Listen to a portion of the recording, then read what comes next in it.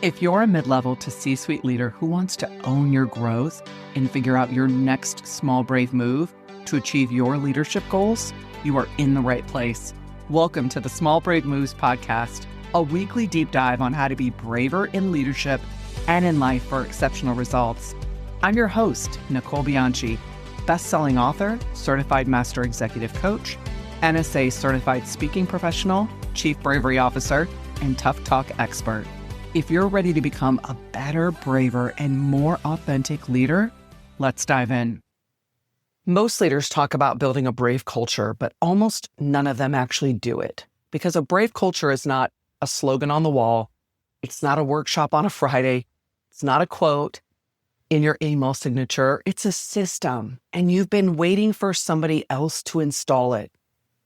So here's the lie that most leaders believe.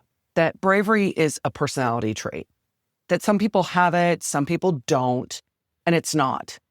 Bravery is a skill, and it takes practice. It's a practice, it's a discipline, and cultures don't get brave by accident. They get brave because one leader decides to build the system and refuses to lead any other way. The system has a name, and I call it Bravership. Bravery plus leadership. And it's built on 3 connected frameworks, not programs, not retreats, a connected ecosystem. The first one is conquer yourself. This is the inner work where you stop reacting and you start choosing how you show up, because you can't lead others bravely until you can lead yourself.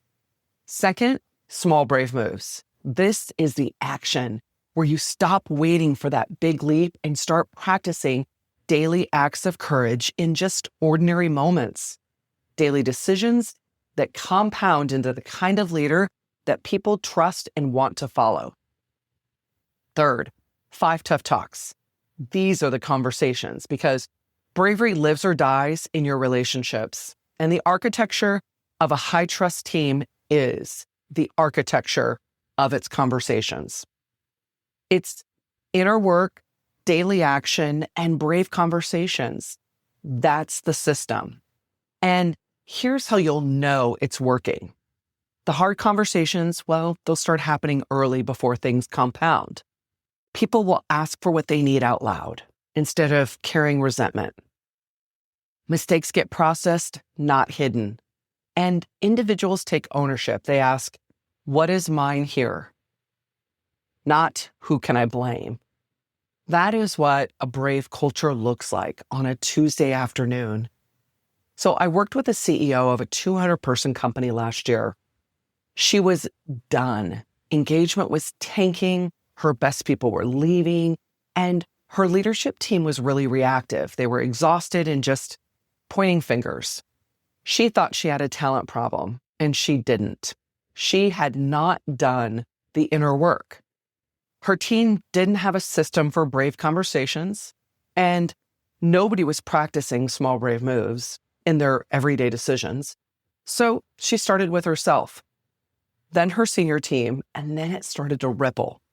12 months later, engagement was up 31 points.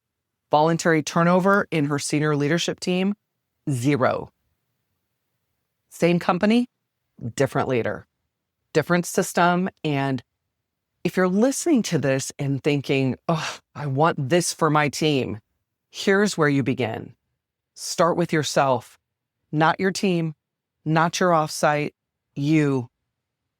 Ask honestly, where am I holding back? What conversations am I avoiding?